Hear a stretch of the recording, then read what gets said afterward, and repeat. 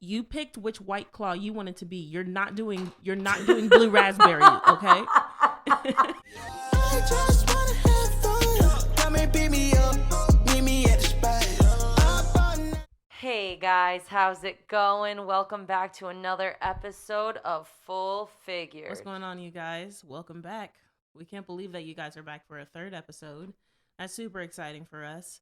We just finally figured out all the nuances of trying to get all the technical things together. So that was a work in progress, but we're finally here. Yeah, I think I uploaded our episodes to like 10 different Spotify accounts, but I'm not quite sure. We'll figure it out though. But I gotta give props to Nia because she's done fucking everything. I have not done a thing. I don't know how to go about this. I'm like a cave woman. She's got an iPad, an Apple MacBook. I don't even know why I said Apple. An iPhone, everything Apple. She knows how to do it all. I can't even get my AirPods to sync with my phone. So I'm just like here twiddling my thumbs. And Nia's the superstar, guys. I don't know what I'm doing. I tell her all the time. She calls me, she texts me. I get anxiety about it because I'm like, I want to help. I don't know how. So props to Nia. We're going to do some clapping. Golfer claps. Thank you. Thank you. Thank you. And we got to give it up to all you podcasters because we don't know how y'all figured it out. Did you guys go through what we went through? Yeah. A lot of people have like editing teams that do it all for them. Nia does it all. Yep. I'm trying to get it out as quick as I can. Yeah. So we're starting off with 2 episodes, and then we're probably going to do like 1 episode every other week. So now we're finally in the flow of things. Yeah, so we appreciate you guys. Sorry for the wait. But we put out 2 at once, as a bonus, a thank you for being here. We hope that you enjoy us. We hope that our content serves you. As the episodes go on, we're going to try to be more interactive. We'll ask questions on our Instagram, so follow us at Fullfiguredofficial. We set up other social medias, Facebook, Twitter, all that. So if there's anything specific you want to hear, DM us, all that stuff. But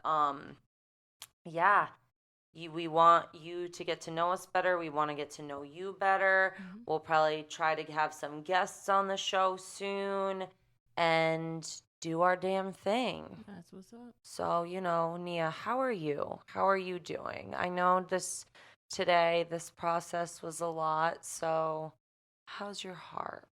I'm good. I'm ready. I'm probably as ready to go as like a bachelorette girl, like on like a Friday afternoon right before the evening starts and the chaos begins. So Nia's really excited about this episode. Some of you might feel personally victimized like me. We'll get into that later. Got a little confession. I don't know if Nia knows about it. She may or may not. But we'll get into it. But Nia, what is our episode 3 called? It's called The Woos of Death. This episode is dedicated to all the bachelorette parties that we witness every single day. So if you aren't from Nashville or don't know a lot about the Nashville culture, Nashville is the bachelorette capital of the entire United States. Mm-hmm. It is absolute chaos here with all the bachelorette parties. If you go to anywhere around Broadway in downtown, you're going to see at least 5 bachelorette parties a night. They are just like Broadway. They never sleep. They're always there. There's always someone there partying. Yeah. And it's complete chaos at every time of the year, which is wild. Like of course it's like bigger during the summer and like going into fall, I think even spring maybe, but even in the winter you'll find them on Broadway in Nashville. You will find them. There's never a shortage of a girl on a pedal tavern or a party bus. You'll always see at least one. And if y'all don't know what the pedal taverns are, they're the moving carts with bicycle seats or the bicycle pedals on them. So you're literally just riding around on a stationary bike as you pedal around Broadway. The craziest thing, because who wants to drink and work out at the same time? I say that all the time. Yeah. And that kind of leads me into a confession. So, I don't know if you knew, but I did have a bachelorette in September of 2021 in Nashville. So, Oh, wow.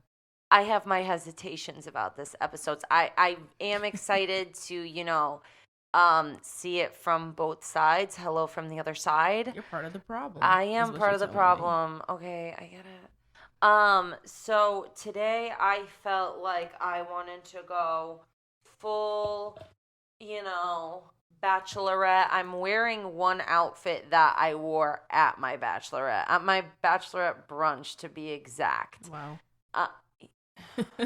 Yeah. I can't have the hat on because I have the headset on, but I even jumped to the occasion of basic bitchness, and I'm sipping on Tito's and soda, not Tito's and vodka. Just Tito, kidding. can I get a Tito's vodka? Can I get a Tito's and vodka? Fair enough. Fair enough. Fair That's enough. fair enough. It's fair enough. What are you sipping on, Nia? As usual, rum and coke. Oldie but goodie. Cheers to that. Yes. But yeah, we'll get into it, wasn't New Orleans the capital for a while of bachelorettes, and then that changed, no? I don't know. Or was it, because I know like Savannah, Georgia started getting big, but Nashville takes it away. Mm-hmm. Vegas was obviously, I think Vegas is more bachelor spot, but in recent years or recent times, I guess, I've been seeing more bachelor parties coming to Nashville as well. Mm-hmm. So, but yeah, I just feel a little victimized, but it's okay. I personally wasn't an asshole to bartenders, but I know that a lot of bachelorettes are. So maybe let's be mindful of that if you are planning a bachelorette and you're listening. We're here to help you have a good time. So help us help you have a good time by giving us a good time. There's this female comedian, her name is Isa Schlesinger. She in one of her stand-up specials, she touched on bachelorette parties.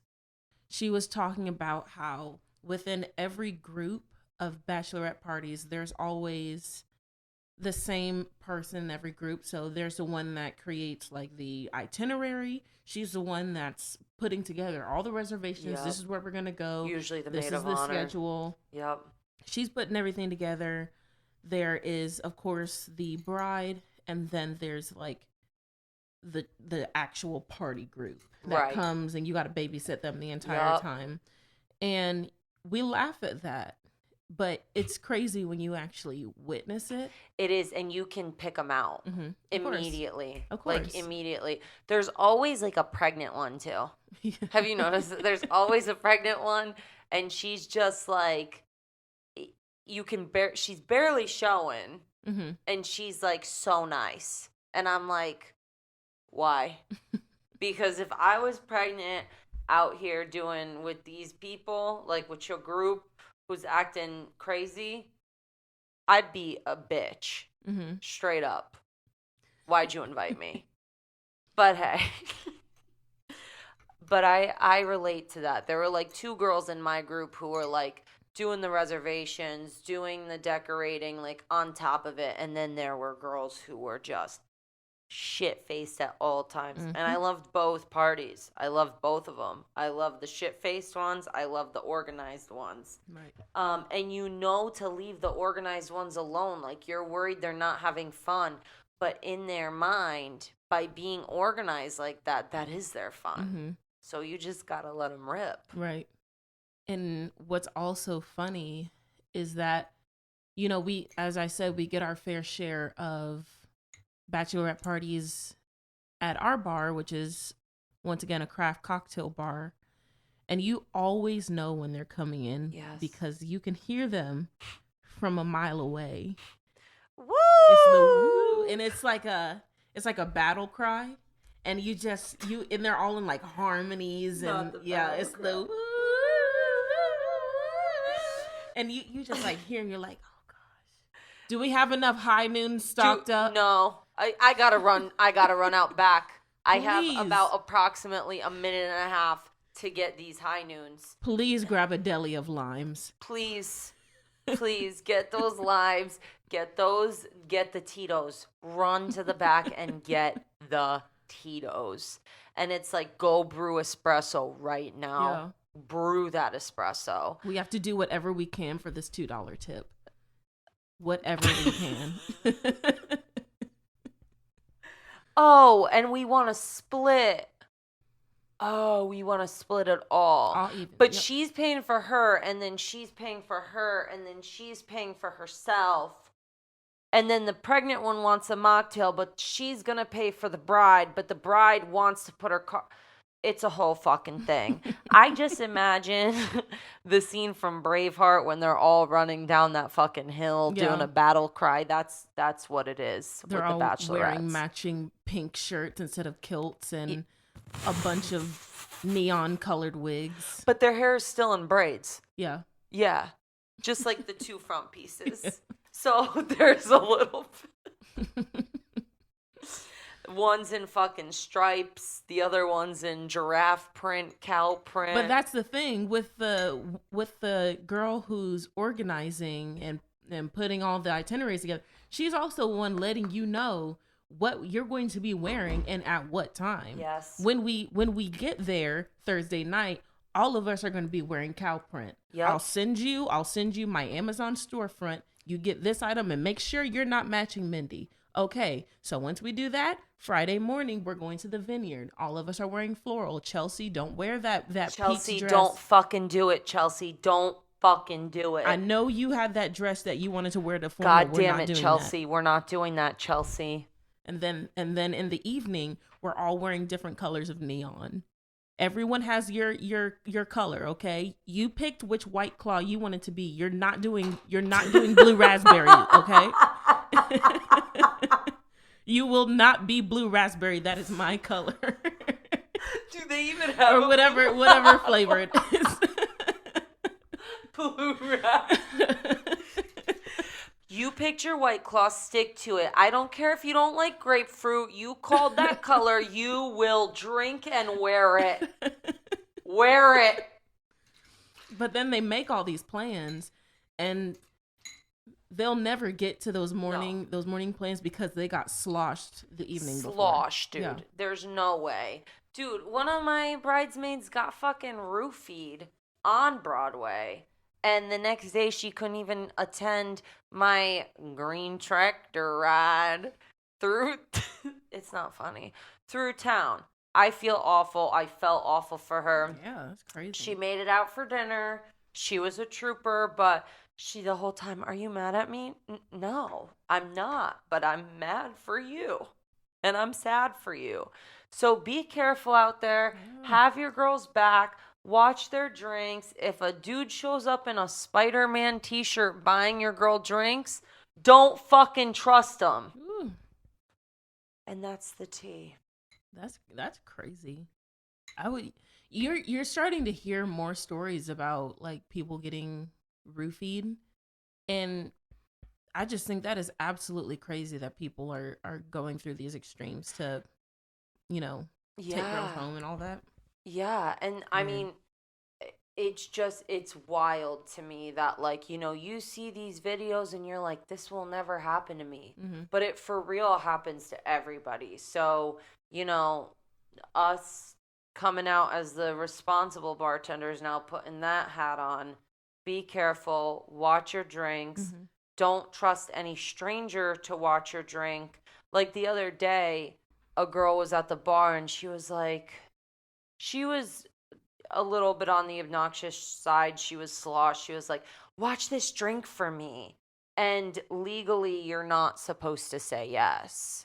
But, like, of course, as a woman, like, I take her drink, I put it behind me so I know that no one's coming behind the bar and stuff. But, like, even that, like, of course, I'm not going to roofie your drink, but you cannot trust people to watch your drink. Do not always have it with you. Take it to the back. I don't care what you do with it. Just don't leave it out there because you never know who's around. You never know who's watching, and you really can't trust anyone nowadays. Yeah. But going back to all the Bachelorette stuff on a lighter note, I got to give it to the Broadway bartenders because they're slinging these drinks. They see it year round. They're with them year round. It's tough dealing with that kind of crowd. Especially on Broadway, you know, you're dealing with not only the bachelorette parties, you're dealing with the birthday parties, the bachelor parties, the Preds fans, the Titans fans. You get it all there on Broadway. And it is absolute chaos.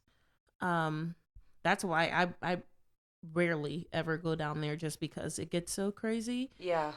But I used to, I don't know, I just have a appreciation for the athletic bartenders down there. Absolutely. Because they're slinging 1-on-1s and it's a talent. If you can line up like 47 Miller Lights and just pop them all at the same time, that is talent. Yeah. And that goes back to too, I remember seeing a video on Instagram, and it was this girl, I think it was on Broadway, but she was just popping Miller Lights like it was like a party trick. It was crazy. And someone like in the comments was like, if you think this is talent, like you need to go back to school and get a better job. And it's like, okay, I make more money than you. Sorry, but like, if you want to shame people for doing the best that they do at their given job or their given career, the career path they chose, this goes back to, I think, probably our previous episode. You're trash. Like, don't judge people for what they're doing. You know, it's still like, I mean, I guess I kind of just shamed you, but like, don't shame me. I won't shame you. And peace on earth. Like, those people, you're going to be going to a bar and you're going to be seeing those people. Treat them with respect. Tell that girl she's fucking killing it and give her a nice tip. Right. And, you know, karma will come back in the right kind of way for you. Period. And that's that. But I used to like kind of, so I used to do like a lot of the athletic bartending, like the quick 2-touch cocktails, whereas like we have like the fucking 5-touch at the least, 4 to 5 touch, and it takes longer. Sometimes I miss the athletic like bartending, like going fast, doing it quick, being in a groove. How do you miss it? I have only had to do it a few times because before I was working at the bar that we're at right now, I was working as a bev cart girl. So I was just out there on a cart making cocktails. I've only had to do athletic bartending once, and that was I was working a concert over at Bridgestone. And, you know, that's very quick, having to get those cocktails out. But I've never had to actually make 1-on-1s all night and just rip out cocktails. So that's why I really had an appreciation for these bartenders. Yeah. Because we can sit here or they can sit there and sling 1-on-1s, but there's a difference between slinging your 1-on-1s, your Jack and Cokes, vodka sodas, rum and Cokes, Correct. And slinging actual cocktails, which is what we do. We're not athletic bartenders, but we bartend very quickly. Right. And that also takes a lot of talent, and it takes a lot of work as well. Yeah. So there's just like a clear distinction between the two, but you can really appreciate both of them. Right. So it's when the people that are spending a lot of time on Broadway are expecting the same level and quickness that they got on Broadway, and they come to bring that over to the cocktail lounges and the speakeasies. And they're like, why is it taking so long to get my drink? Well, do you want your cocktail shaken and served cold? I was actually on Instagram, and there was this video of this this guy. He was shaking the cocktail. He was shaking it good too. And the person was like, can I just get my drink? And you just see the comments and they're like, do you want your cocktail cold? Do you want your ingredients mixed? So I thought that was really funny, because if you just want like a crappy margarita, Right.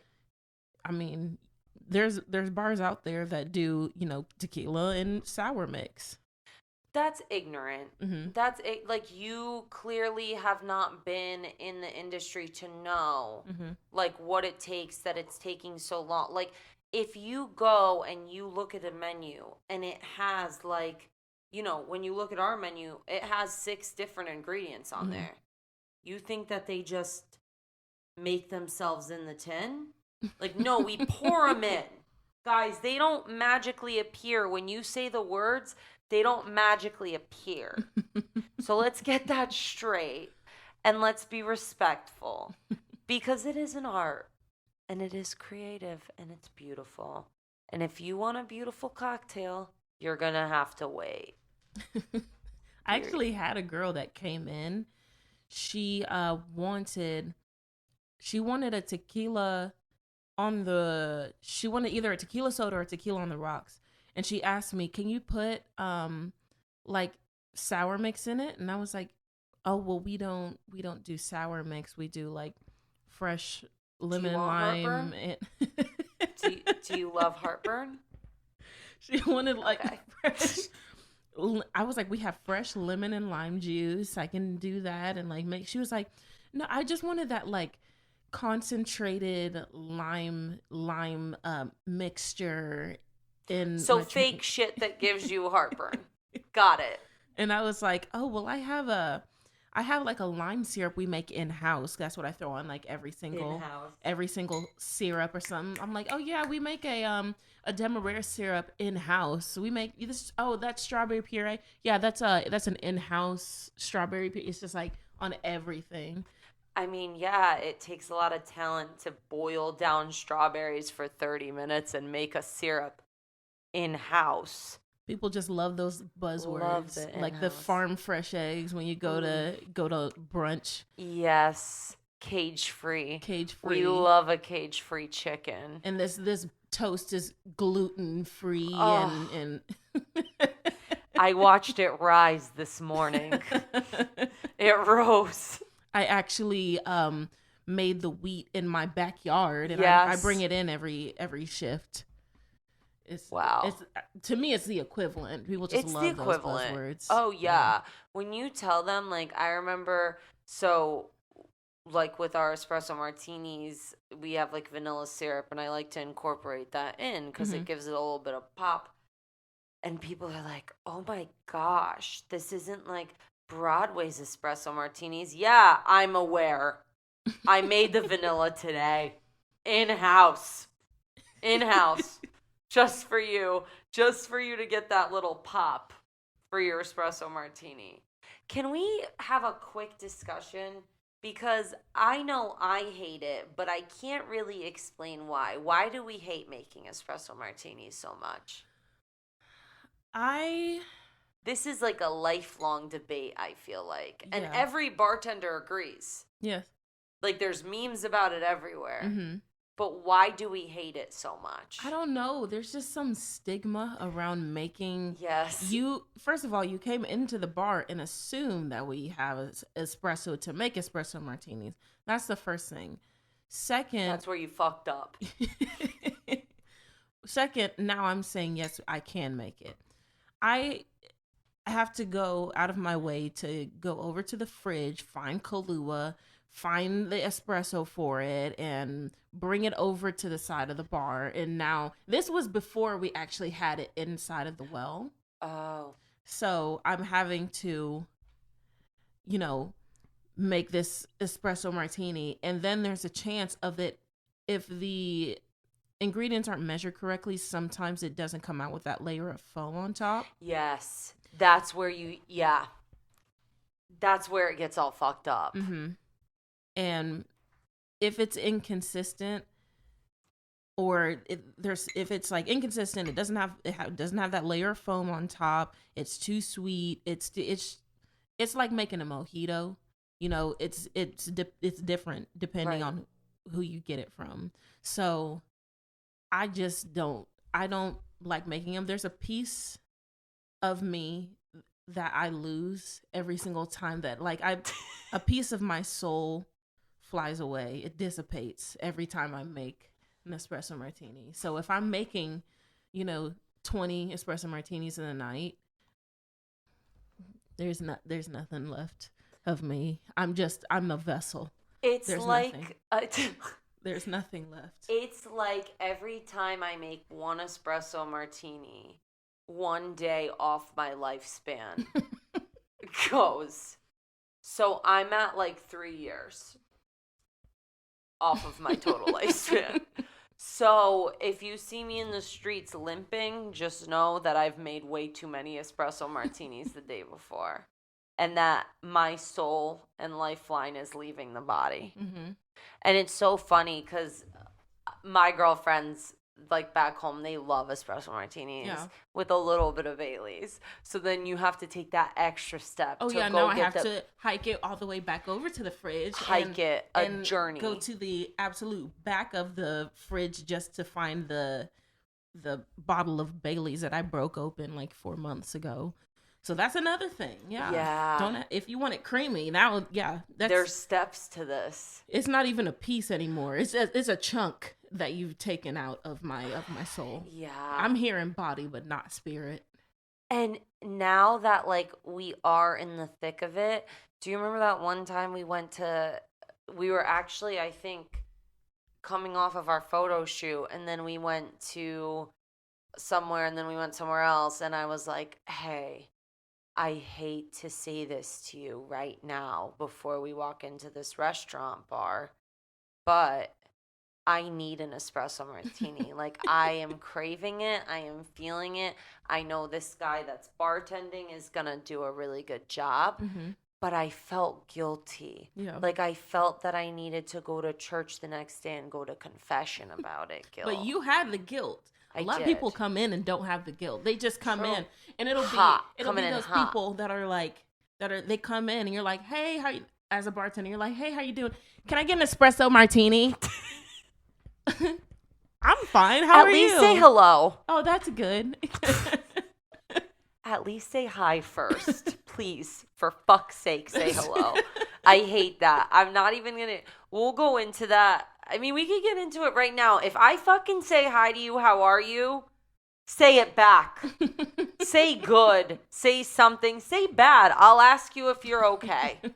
Like, do something. Don't say, yeah, can I get a...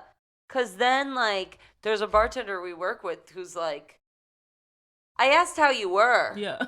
And he doesn't give a fuck. And then everybody gets guilty. They're like, I'm so sorry. I'm good. How are you? So I've done it like a little bit, but then like sometimes I'm like, when I'm feeling like a bad bitch, like I will do that. But then I'm bitch made and I'm like, I asked how you were. Never mind. What can I? Okay. Got it. It's like, dang, can I at least get a hello? Can I at least get a TripAdvisor review?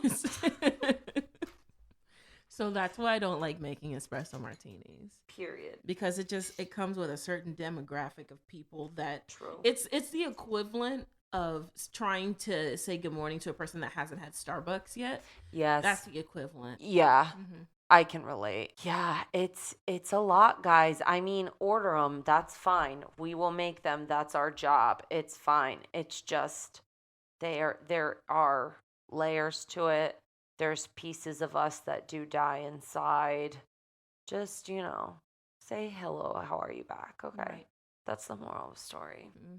It's just hard. It's hard to toggle that behavior. Yep. That leads towards our next point, which is getting burnt out, because Espresso martinis burn me out. Burns me out. Making the espresso before the shift burns me Oh, out yes. before we even started. Yeah. Yes. Sitting at the espresso machine for 20 minutes just to fill 2 bottles of espresso. It's awful. A monstrosity. Yep. I remember like I didn't get into like drinking coffee or anything until recently. And my manager at my other restaurant back home, he would like go to get espresso from our sister restaurant, which was like just a block away. I'm like, why the fuck is he taking so long? This is awful. Like, is he doesn't feel like working today? And then one day I had to do it. And I was like, oh my God, I'm so sorry for everything I've ever said. Because this is not it. This shit's for the birds. Yeah. Like, it was not it. But no, that's a good point. Talking about burnout, how do you feel like you cope with burnout? It's important when you have your days off to have at least one day where you are just sitting and doing absolutely nothing. Mm-hmm. Just sit on your couch, be horizontal, and just do nothing. Be horizontal, yeah. Put yourself in a mindset where you just need to take time to relax. Self-care. Because if you don't right, so it's all about self-care, whether it be, sleeping, whether that be working out, bike riding, anything, shopping. Yeah. Just take time to take care of yourself, because you come before this job. These upper management corporate people do not care about you. Yeah, they you're care so about replaceable. The money. Exactly. Right. So take that time to take care of yourself. That's it. I just fucking don't love that. Say that again. take the time to take care of yourself, because they are not going to do it. These people, they do not care. No. So I have tried in the past to have at least 2 consecutive days off. Mm-hmm. Having those back-to-back days makes for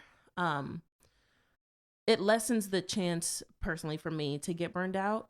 Because if I have staggered days, if I have one day off here and then I work 3 more days and I have another day off, I just don't feel like I got enough time to get things done around the house, and have enough time to relax. Yep. Because a day like today, it's a maintenance day. It's a day where I get my lashes done, get my hair, I do my hair, my nails done, come to record and do things like that. But if I had a day off after that, then I can actually take time to relax. Exactly. Right. But I'm going into another 6-day work week, and just constantly doing that on our schedule, it's so easy to get burnt out. And it's easy to get into like a depressive episode. Mm-hmm. Like, I've been doing like a mood log, like, not to get too into it, but I feel like I'm getting kind of low again. So, I made a plan with my therapist, like, do a mood log every day between these certain hours. And I noticed that my mood changes when I know that I have to get ready for work. And it's not that I hate the job. I love it. Like, I love everybody I work with and stuff, but it's just driving there, taking the effort to get ready, know you're going to be bombarded with people, that you're going to be maybe not treated the right way, like how you should be, like a person. It's taxing on your like emotional, mental health.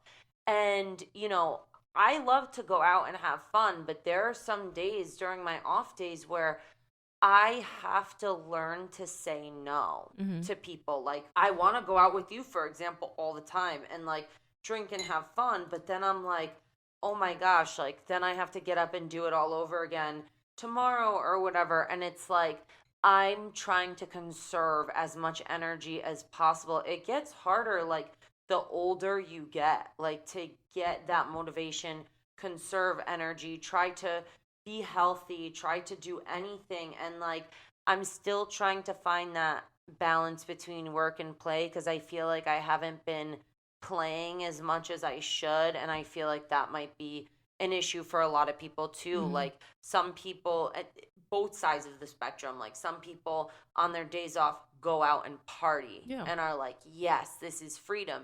that's how I was back home in Connecticut for a while, because you just kind of get sucked into it. But then there are times where you're just like, I want to stay home today, and then there comes the guilt of doing that. So it's hard. It's a very hard balance, very hard work-life balance. And I'm sure that other people can relate, working in sales and, deadlines and things like that. It's really, really hard getting things done at a certain time. So, this work life ain't for the weak. It ain't. It's not. No. Not at all. So, take care of you. That's something that I have a problem with doing. I don't call out, I think last week was the first time I called out in ever, because I was sick, and I was still like, I can muscle it out and go to work. Mm-hmm. And I'm like, to only feel worse the next couple of days? Right. No. You want to do the best for you, the best for your company, so take the time and take care of you. Mm-hmm. And we're always so about the bag. We are constantly trying to get our money up, and we want to make as much money as we can in a short period of time. But when it comes to when you get sick like that, you got to take the time. Yeah. You have to take the time off. Hell yeah. Because if the more time that you don't take off when you're sick, the worse it's going to get. And I learned that the hard way. When we were all getting sick at the same time, it was in December. Yep. Yes. In December. Everyone was getting this upper respiratory infection. We all got it at the same time. And then I think it was me and it was you. Yeah. Both of us, our upper respiratory infections turned into lower respiratory infection, so it turned into bronchitis. Yeah, because I had no idea what I was going through, because I'd never had bronchitis before. Mm-hmm. It was awful, and the more time that I spent at work, because I was so worried about not being there, just because I'm the lead, and they set a higher expectation for me. I was always worried about not being there, and being at work when I should have been taking care of myself. That's what caused it to lead.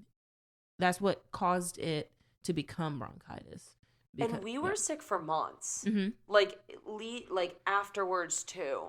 And I remember I was covering shifts left and right while I was sick. Mm-hmm. I was picking up shifts because I got addicted to the money and the hustle. Mm-hmm. I was at the bar asking if I could be on the well, not talking to people, because I didn't have a voice. Mm-hmm. That's bad. You need to learn that balance of money will come. It will always come around. Whether you don't feel it for the next couple of months, you will get the bag. Mm-hmm. Again, there will be a time, and it'll be okay. But you need to prioritize, the only way you're going to get that bag and chase that paper correctly is if you are resting, if you're taking care of yourself. Nobody, not to be that guy, but nobody wants a sick person behind the bar either. Right. And it's and another bartender told me that. She's like, you got to go home. Nobody wants to get sick. No one wants to see a sick person serving. And then I'm like, yeah, but then there's only 3 of you and you guys are going to suffer. She's like, okay. And we're going to get through it like every other night we always get through. Mm-hmm. I'm like, damn, you're right. Yep. So it's just a matter of everyone's replaceable. Even your upper management, even the CEO of a company is replaceable. Mm-hmm. Okay? So you need to take care of you, mm-hmm. mentally, physically, all the above. Period. Point blank. Well, we have some spare time. Do you have any stories that you want to share? Yeah, let's share some stories. Yeah. Okay. So there was this one time, so I wasn't behind the bar, mm-hmm. but I was at the bar where I was bartending. So it was my birthday. This was last year.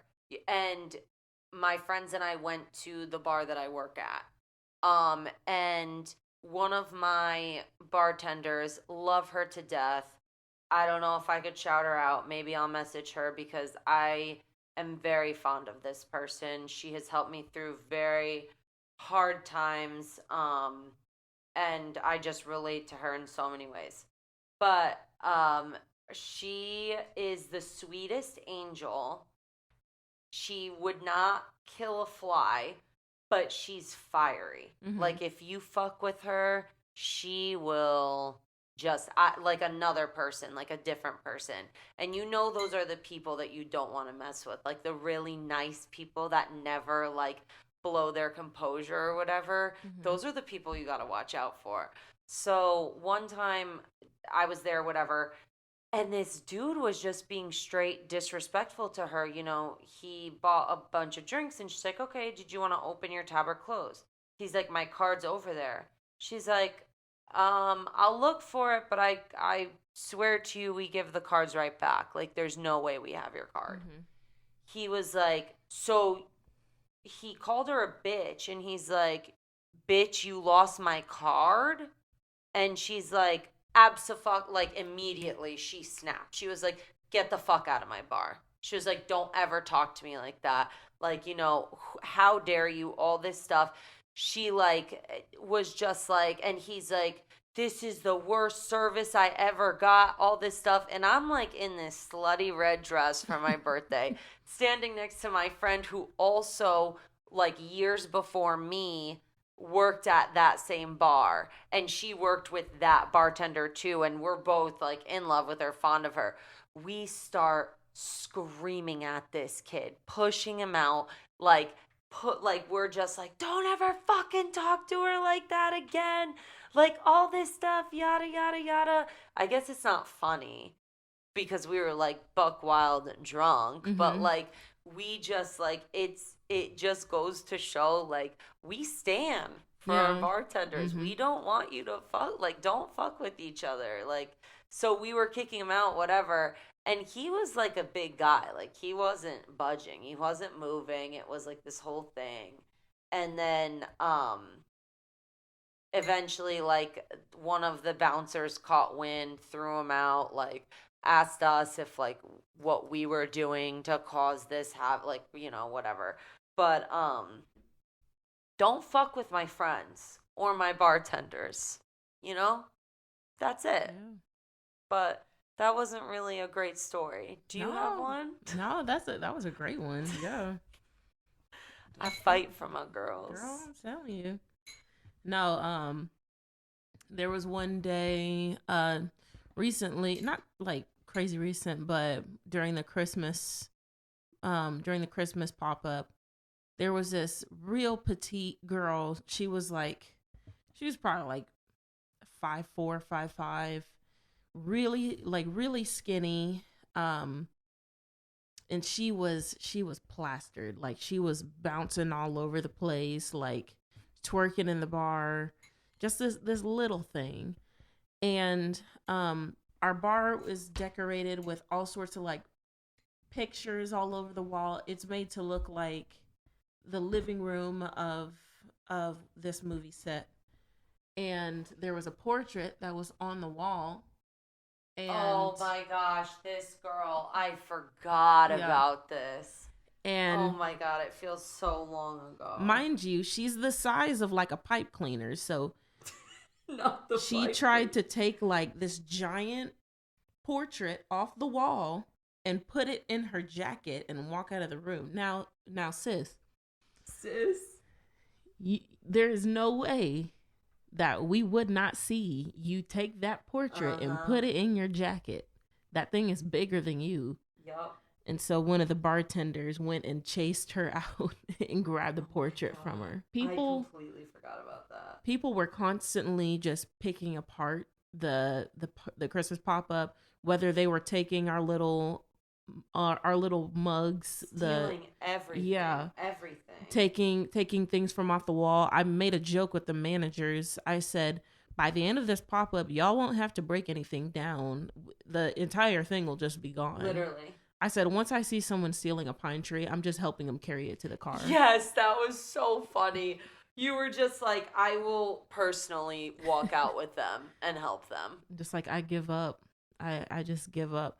We actually, at the very, very end of it, we all just took our own props, all the bartenders. We were just like, yeah, I'll take a pitcher home. I'll take a mug home. I took a bunch of mugs home. Yeah. So the number one thing that was getting stolen. We went through like 400 mugs. Yep. That was probably 400 was probably close to like $2,000 for all those stupid mugs. It's like, go on Amazon, dude. Like, come on. And people were like so mad at us about it too. They were like, why are you out of, because we had like a certain drink that went in a certain mug, so even if they didn't like that drink, they would order it just to get the mug. And they're like, oh, we don't want if it's not in the mug, which I understand, but then they'd get mad at us like, how do they just steal it? And it's like, the same way you were probably planning to steal it, but go off. I'm like, if you see a white Anglo-Saxon woman come in the bar with her giant ebony white Neverfull, that thing probably has about 7 mugs. She has about 7 mugs in it, and she's about to jet out the bar. You know, her purse is moldy by the end of the night. Fuck. She has like a layer of eggnog just sitting on the bottom of her bag. Yeah, it was eggnog, guys. Like, just fucking creamy purse. Yeah. Yep. And I remember people would be like, can I get a glass of Cabernet in the mug? And I'm like, no. They're like, why? Just no. Don't ask. We're done. I couldn't do it anymore. No. With the explanations, like, it was too much. It was. Very glad. Like, it was a lot of fun. I enjoyed the aspects of that. And there are a lot more stories to tell. Oh, yeah. But in a way, it's rewarding, but it's also really relieving when it's over, just because you're literally just banging it out for 2 months straight. Yep. So once it's done, it's like you can finally breathe. You've been inhaling the entire time. You finally get to exhale. Absolutely. And yeah, I do miss the paychecks. Mm-hmm. I do miss being miserable and rich, not miserable and poor. But at the same time, I am thankful for the rest. Yep. Because we are in for it for the summer season, you know? So definitely more stories. And again, sorry for, the gap of time for, trying to get these out. Nia and I have been accommodating our own work schedules. We haven't really been getting the same days off. We've had some things happen at work. We've had to cover a bunch. So we appreciate the patience and everything y'all have been doing. And we're so thankful for everybody listening. All right. And once again, we thank you for joining us. We raise our completely empty glasses because we're alcoholics. Alcoholics. They're still a little on the chug it. So once again, you can find us on all our social medias. We have Instagram, Twitter, TikTok. Our videos are up on YouTube, Spotify. Please show us some love. Interact with us on Instagram. We're gonna put out some questionnaires because we want to hear from y'all. We want to hear what questions y'all have for us. Absolutely. We want to start incorporating y'all into our podcast because people want to hear your stories too. So yes, like, subscribe, share, follow, live, laugh, love. Live, laugh, love. We are trying to live, laugh, love in this environment. We are going to try to have some guests coming up soon. It was hard enough trying to figure out all of this technology stuff, so, bear with us. But if you are interested in becoming a guest, you have some stories, DM us. We're active on social media. My screen time is fucking ridiculous. So just reach out to us. We'd love to hear from you. We're going to do some banter. We're going to do some questions. We have some games coming up with questions. Get to know us better. We'd love to get to know y'all better. And we love you guys. And I just want to share one message for the for my bachelorette girls out there, because I speak Wuanese. Okay. Oh, not the Wuanese. Yeah, I speak Wu, girl. Oh. Woo!